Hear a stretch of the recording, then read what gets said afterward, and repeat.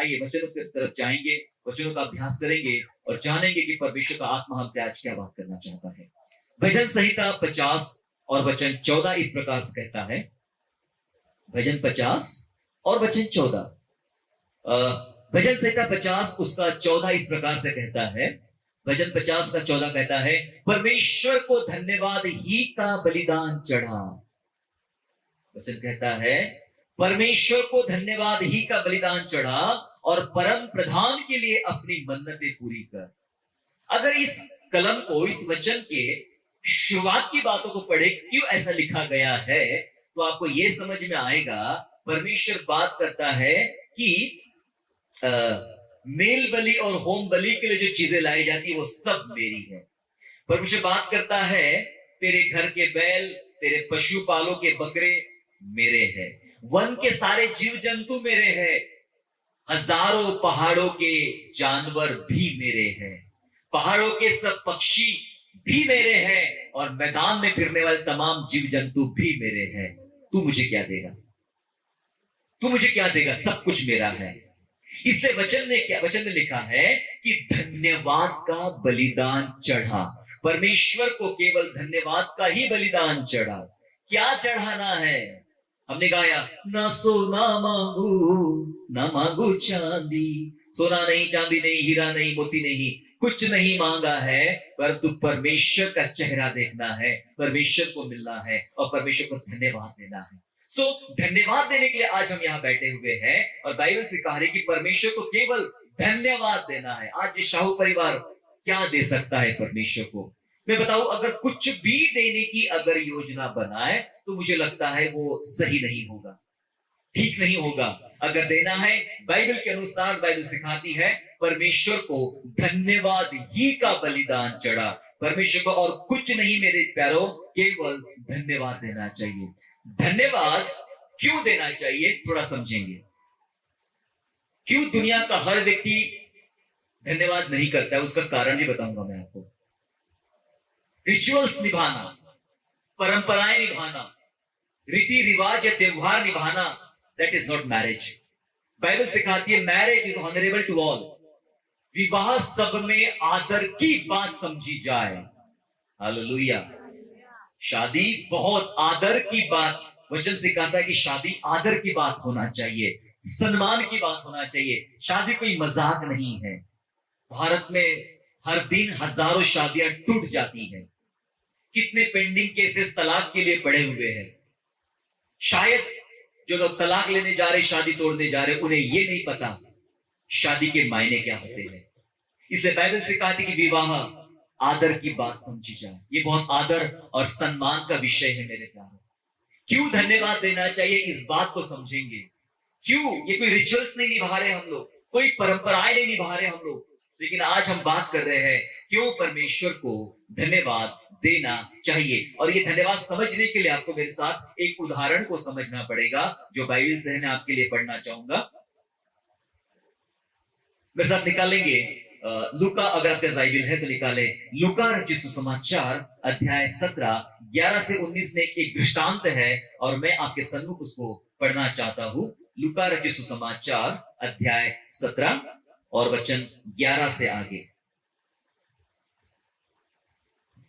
17 अध्याय का 11 से आगे इस प्रकार लिखा हुआ है, सुनिए ध्यान से, अगर जिसके पास बाइबल नहीं है। और ऐसा हुआ कि वह यरूशलेम को जाते हुए सामरिया और गलील के बीच में से होकर जा रहा था।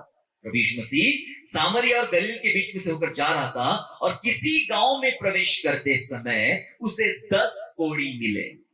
कोढ़ ये कुष्ठ रोग है, लेप्रोसी जिसे कहते हैं। 10 आदमी हैं जिनको कोढ़ हुआ है, लेप्रोसी है, कुष्ठ रोग हुआ है। 10 कोढ़ी मिले और उन्होंने दूर से खड़े होकर ऊंचे शब्द से कहा, हे यीशु, हे स्वामी, हम पर दया कर। कोढ़ से भरे, बीमार है, उनका इलाज नहीं हो रहा है, उनका कोई इलाज नहीं है, और वे कह रहे हैं कि हे यीशु, हे स्वामी, हम पर दया कर। उसने उन्हें देखकर कहा, जाओ अपने 23 याजकों को दिखाओ, अपने 23 याजकों को दिखाओ। और जाते जाते ही वे शुद्ध हो गए। तब उनमें से एक यह देखकर कि मैं चंगा हो गया हूं, ऊंचे शब्द से परमेश्वर की बढ़ाई करता हुआ लौटा और यीशु के पांव पर मुंह के बल गिरकर उसका धन्यवाद करने लगा और वह सामरी था। इस पर यीशु ने कहा, क्या 10 शुद्ध न हुए? तो फिर वे 9 कहाँ है? क्या इस परदेसी को छोड़ और कोई न निकला जो परमेश्वर की बढ़ाई करता? तब उसने उससे कहा, उठकर चला जा, तेरे विश्वास ने तुझे चंगा किया है। हालेलुया। सिचुएशंस आपको धन्यवाद समझ में आएगा। यहां 10 कोढ़ी है, 10 लोग हैं जिनको कुष्ठ रोग हुआ है, कोढ़ी हुआ है। उस जमाने की अगर मैं बात करूं तो उस जमाने में कोढ़ का कोई इलाज नहीं था और कोढ़ी लोगों को घर में रहने देते नहीं थे।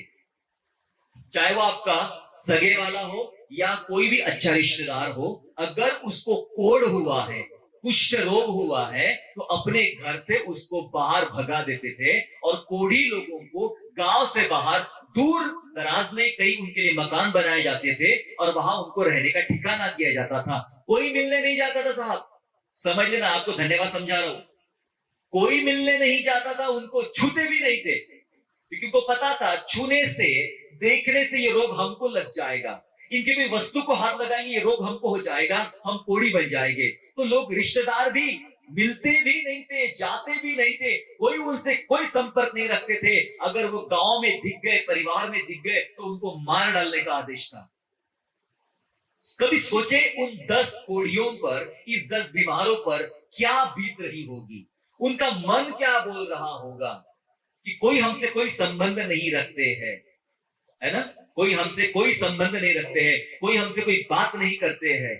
और आज यीशु के पास आए, यीशु वहां से गुजर रहा था और चिल्ला, यीशु मसीह, प्रभु जी हम पर दया कर। और प्रभु ने दया करके कहा, ठीक है, तुम्हारा विश्वास है, अगर मैं तुमको ठीक कर सकता हूं तो जाओ, तुम अपने घर जाओ अभी। अरे भाई, हम तो बीमार हैं, हमको गांव में आने देंगे, कोई बात नहीं, तुम जाओ, सिर्फ जाओ, रास्ते में ही चंगे हो जाओगे। और बाइबल कहती है 10 के 10, 10 के 10, एक भी छूटा नहीं। कई बार मेडिसिन से 10 लोगों का इलाज किया, 10 में से 8 का ही इलाज होगा, 10 पे दवाई काम नहीं करती है।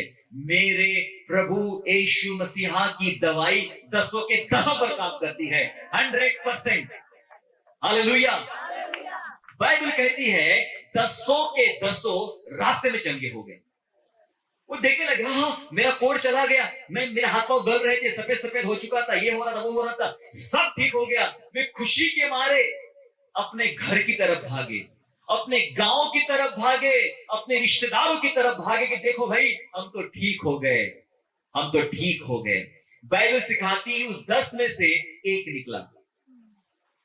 इसलिए मैंने कहा, दुनिया के सब धन्यवाद नहीं देते सृष्टिकर्ता परमेश्वर को, वो रिचुअल्स निभाते हैं, परंपराएं निभाते हैं, धन्यवाद नहीं देते। हम क्यों धन्यवाद देने बैठे? उसने देखा मैं भी ठीक हो गया हूं और 9 सब अपने अपने मकानों में, गांव में भाग गए, और 10वां लौट कर मैं कहां जाऊं? सबसे पहले अपनी पत्नी के पास जाऊं, वो तो कभी देखने ही मुझे आती नहीं थी, डरती थी ये रोग कहीं मुझे ना हो जाए। मेरी मां के पास जाऊं, मेरे बाप के पास जाऊं, वो कभी भी मेरे पास देखने के लिए, मिलने के लिए नहीं आए। मुझे घर से बाहर निकाल दिया, इतने सालों से मेरे से कोई संबंध नहीं रखा उन्होंने। मैं उनके पास जाऊं या मैं उसके पास जाऊं जिसको मैं जानता भी नहीं हूं, जिसको मैं पहचानता भी नहीं हूं? आज रास्ते से गुजर रहा था, मैंने दया मांगी, उसने दया किया, मुझे ठीक कर दिया। मैं किसके पास जाऊं?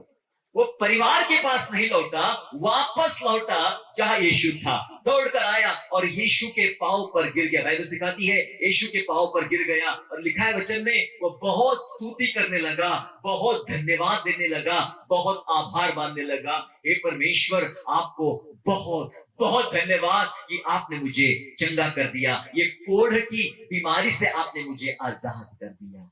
हालेलुया।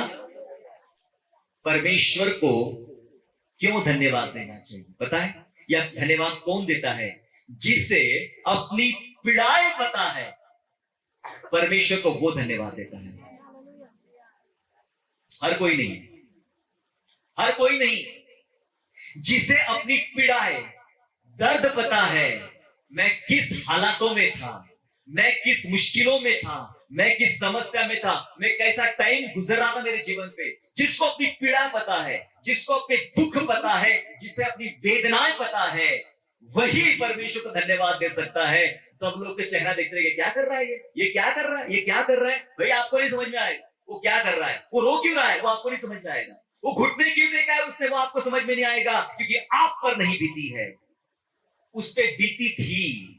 उसने तिरस्कार सहन किया था, उसने बीमारी सहन की थी, उसने तकलीफ सहन किया था, और उसमें से जब आजाद हुआ तो सीधा प्रभु को धन्यवाद देने आया, क्योंकि उसे अपनी पीड़ाएं पता थी। धन्यवाद वही देगा। आज की शाम जब हम यहां बैठे धन्यवाद देने के लिए, मैं कहता हूं आप में से वही प्रभु को धन्यवाद देगा जिसे अपनी पीड़ाओं के बारे में पता है, अपनी वेदनाओं के बारे में पता है। धन्यवाद प्रभु को वो दे सकता है जिसे ऐसे चमत्कार की उम्मीद नहीं होती है। जिस व्यक्ति को इस प्रकार के चमत्कार की उम्मीद नहीं होती है, वो अपनी सारी आशाएं खो चुका होता है। एक कोढ़ी से जाके पूछो, अगर आपको आज कोढ़ी नहीं मिलते हैं तो किसी कैंसर पेशेंट से जाके मिलो, किसी हार्ट पेशेंट से जाके मिलो, अस्पतालों में ब्रेन ट्यूमर से अलग अलग बीमारी से लोग पड़े, उनसे जाके पूछो, जिनको डॉक्टर ने बोला है आपके पास 2 महीने का टाइम है, उनसे जाके पूछो कि भाई साहब चमत्कार किस चीज का नाम है, मिरेकल्स किसे कहते हैं। क्या आपको उम्मीद है, क्या आपको उम्मीद है कि आपके साथ कुछ अच्छा हो सकता है? वो बोलेगा बड़े बड़े डॉक्टर मुझे देख रहे हैं, दुनिया के बड़े साइंटिस्ट मुझे देख रहे हैं, उन्होंने कह दिया इसका कोई इलाज है, लाइलाज बीमारी है, मेरे पास केवल 2 महीने का टाइम बचा हुआ है ना। जिससे ऐसा, अब तो हम वो जमाने की बात कर रहे हैं, वहां पर लोग कोढ़ से भरे हुए थे, ऐसे चमत्कार की उम्मीद नहीं थी। उन्हें पता था कि जिंदगी भर हमें कोढ़ में रहना है, पट्टियां बांध के रहना है, और कोढ़ में ही हम लोग मर जाएंगे, और हमारे कोढ़ी जो साथी है वो हमें दफना देंगे। ठीक है, क्योंकि ये कोढ़ ठीक होने वाला नहीं, इसमें बदन गल जाता है, ये कोढ़ ठीक होने वाला नहीं है। क्यों धन्यवाद दिया? धन्यवाद केवल वो दे सकता है जिसे ऐसे चमत्कार की उम्मीद नहीं थी। हालेलुया। लोगों को लगता है मजाक हो रहा है क्रिश्चियनिटी में, मजाक हो रहा है यीशु मसीह के पास में। गलत बात है।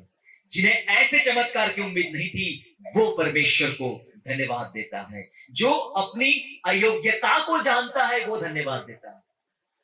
अयोग्यता, मैं बहुत अयोग्य हूं, मैं इस लायक नहीं हूं कि उस परमेश्वर की दया मुझ पर हो, मैं बिल्कुल लायक नहीं हूं, कोई मुझ पर दया नहीं करता, मैं पापी हूं। जिसे जो अपनी अयोग्यता को जानता है वही आदमी प्रभु को धन्यवाद दे सकता है, हर कोई नहीं, हर कोई नहीं, है ना। और जिसका जीवन बदल गया हो प्रभु यीशु मसीह के द्वारा, वही परमेश्वर को धन्यवाद दे सकता है। यस, आप में से कितने लोग, कौन लोग ऐसे हैं जो ऐसे हालातों से गुजरे हैं? इसको आप जानते हैं। जरूरी नहीं आपको कभी कोढ़ हुआ होगा, छोड़ दीजिए, कोई ना कोई विपत्ति, तकलीफें, पीड़ाएं, है ना। हमने गाया अभी, आंधियां बन के आए, जिंदगी के फिक्र, निराशाएं, चिंताएं आंधियां बन के आपके जीवन को बर्बाद करना चाहती है ना। ऐसी बातों से आप गुजरे होंगे, पीड़ाओं से आप गुजरे होंगे, वेदनाओं से आप गुजरे होंगे। इस परिवार की हम बात करें, इस परिवार ने भी बहुत उतार चढ़ाव अपने जीवन में देखे होंगे, बहुत सारे उतार चढ़ाव अपने जीवन में देखे होंगे, बहुत सारी विपत्तियों को देखे होंगे। किसके पास जाए, किसके पास जाए? 10 में से एक कोढ़ी सोचा किसके पास जाऊं? अपने भाइयों के पास, अपनी माँ के पास, अपने पिता के पास, जिसने छोड़ दिया था, देखकर पलट कर भी नहीं मेरे पास आए, मेरे लिए दौड़ कर आया मेरा यीशु मसीह। मैं दौड़कर उसके पास जाऊंगा, उसके चरणों पे गिर के धन्यवाद दूंगा। ये धन्यवाद देने बैठे। इस घर में विवाह होने जा रहा है, आज इस घर में विवाह होने जा रहा है, और विवाह की पहली सीढ़ी है परमेश्वर को धन्यवाद देना। मैंने बताया, सिखाया, धन्यवाद कौन देता है, कौन दे सकता है। परमेश्वर का धन्यवाद करना क्यों जरूरी पता है? क्योंकि ये परमेश्वर की इच्छा है। मैं 5 मिनट में समाप्त कर रहा हूं। परमेश्वर का धन्यवाद करना क्यों जरूरी है? क्योंकि ये धन्यवाद कराना, कर देना परमेश्वर की इच्छा है। पहला थिस्सलुनीकियों 5वां अध्याय इस प्रकार से कहता है, पहला थिस्सलुनीकियों 5वां अध्याय और वचन 18 ऐसा कहता है, हर बात में धन्यवाद करो, हर बात में धन्यवाद करो, क्योंकि तुम्हारे लिए मसीह यीशु में परमेश्वर की यही इच्छा है। हालेलुया। कितनी बातों में धन्यवाद करो? कौन सी बातों में धन्यवाद करो? वचन कहता है हर बात में परमेश्वर को धन्यवाद करो, क्योंकि तुम्हारे लिए मसीह यीशु में परमेश्वर की यही इच्छा है। हालेलुया। परमेश्वर की इच्छा है आप धन्यवाद दें। हम किसी इंसान की इच्छा से यहां पर नहीं आज बैठे हैं, क्योंकि धन्यवाद देना परमेश्वर की इच्छा। मैंने पहले ही बता दिया कि दुनिया में तमाम चीजें जो है वो उसकी है, वो परमेश्वर की है। उसी की उठा के उसको दोगे तो क्या फायदा। आज आपकी घड़ी मैंने रख लिया और कल मैं कहूं भाई साहब आज आपका बर्थडे है और मेरी तरफ से आपको गिफ्ट, आपको कैसा लगेगा। कल मेरी उठा के लेके आज मुझे ही गिफ्ट दे रहा है। ईश्वर का सब बनाया हुआ है और उसकी सृष्टि में से ही कुछ चीजें उठा कर उसको देते हैं। वो सोचता है कितने मूर्ख है ये लोग, मेरी चीजें ही मुझे लौटा रहे हैं। अगर कुछ देना है तो दिल से निकला हुआ धन्यवाद। ये हृदय का शब्द, मुंह का शब्द भी काम नहीं करता है। दिल से, हृदय से निकला हुआ धन्यवाद परमेश्वर को भाता है। और परमेश्वर की यही इच्छा है कि हम हर बात में परमेश्वर को धन्यवाद दें, क्योंकि धन्यवाद देने से परमेश्वर प्रसन्न होता है। हालेलुया। शादी ब्याह में हम लोग सब कुछ करते हैं, सारा तामझाम कर दे ताकि जो मेहमान आ रहे हैं वो प्रसन्न हो जाए, है ना। हमारा खाना खाकर प्रसन्न हो जाए, हमारा डेकोरेशन देख के प्रसन्न हो जाए, हमारा आदर सम्मान देख के प्रसन्न हो जाए। बहुत अच्छी बात है, इसमें बुरा कुछ भी नहीं है, बहुत अच्छी बात है। लेकिन सबसे ज्यादा जरूरी है क्या मेरे ऐसा करने से मेरा परमेश्वर प्रसन्न हो रहा है। तो धन्यवाद अगर आप देते हो परमेश्वर को, तो धन्यवाद देने से परमेश्वर प्रसन्न होता है, आनंदित होता है। धन्यवाद देने से आपकी आशीषें, सुनो मजे की बात, काम की बात, धन्यवाद देने से आपकी आशीषें बहुगुणित हो जाती है। अगर आपके पास एक आशीष है आज, उसको लेकर आप धन्यवाद देने बैठे हो, तो वो एक के दो, दो के चार, चार के आठ हो सकते हैं। आपकी आशीषें बहुगुणित हो सकती है जो व्यक्ति परमेश्वर को धन्यवाद देता है। आओ क्यों ना हम धन्यवाद दें परमेश्वर को, ताकि हमें, हमारे ऊपर परमेश्वर जो आशीष दे रहा है वो आशीषें बहुगुणित हो जाए, बढ़ जाए, है ना। धन्यवाद आपके लिए नए दरवाजे खोलता है। परमेश्वर को धन्यवाद देना नए द्वारों को खोलता है। जीवन में बहुत सारे दरवाजे बंद हो गए, लेकिन जब हम परमेश्वर को धन्यवाद देने बैठेंगे, कई दरवाजे हमारे लिए परमेश्वर खोलेगा। हालेलुया। अंतिम बात, उन लोगों के प्रति धन्यवादित होना है जो हमारे लिए प्रभु ने भेजे हैं। हमारे लिए, हम यूं ही आसमान से टपक के काम नहीं होता। परमेश्वर कुछ ना कुछ लोगों को, कोई ना कोई लोगों को हमारे पीछे खड़ा करता है जो हमारे लिए इंतजाम करे, हमारे लिए व्यवस्था करे, हमारे लिए प्रार्थना करे, हमारे लगने वाली आवश्यकताओं को पूरा करे, हमें उठाए, हमारे जीवन को आगे बढ़ाए। ऐसे कई लोग प्रभु तैयार करता है, कई लोग प्रभु तैयार करता है। उन लोगों के प्रति भी हमें धन्यवादित होना चाहिए, क्योंकि वे लोग परमेश्वर ने भेजे हैं हमारी सहायता के लिए। हालेलुया। इसलिए मेरे प्यारों, बाइबल सिखाती है परमेश्वर को केवल धन्यवाद ही का बलिदान चढ़ो। आज इस परिवार की तरफ से हम परमेश्वर को धन्यवाद देने के लिए बैठे हैं, उनके साथ हम शामिल हुए हैं।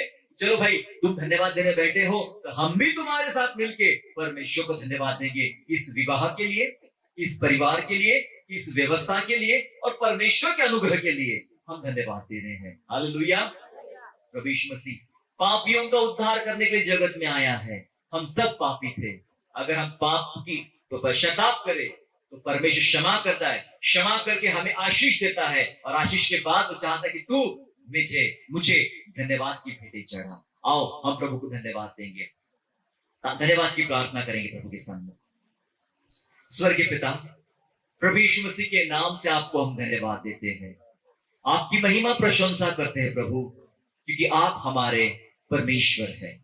पिताजी, हम विनती करते पिता परमेश्वर, धन्यवाद करते प्रभु आपको कि जिस प्रकार 10 में से एक कोड़ी लौट कर आया प्रभु को धन्यवाद करने के लिए, आज ये परिवार पिता परमेश्वर जिसके लिए, जिनके साथ हम धन्यवाद देने बैठे प्रभु जी, वो आपको धन्यवाद देने आए हैं और हम सब लोग उनके साथ हो लिए हैं आपको धन्यवाद देने के लिए।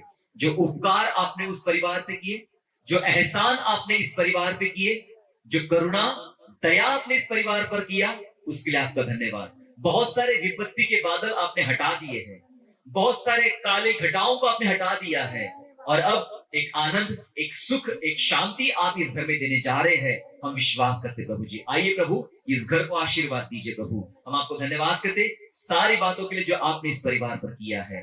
धन्यवाद, धन्यवाद, धन्यवाद करते प्रभु। आप नहीं होते हम कुछ नहीं कर सकते, आप हैं तो सब कुछ है प्रभु जी। धन्यवाद स्तुति करते हैं, सारा समय सारी बातें आपके हाथ में देते हैं। धन्यवाद के साथ उद्धार करता प्रभु यीशु के नाम से प्रार्थना मांगते हैं।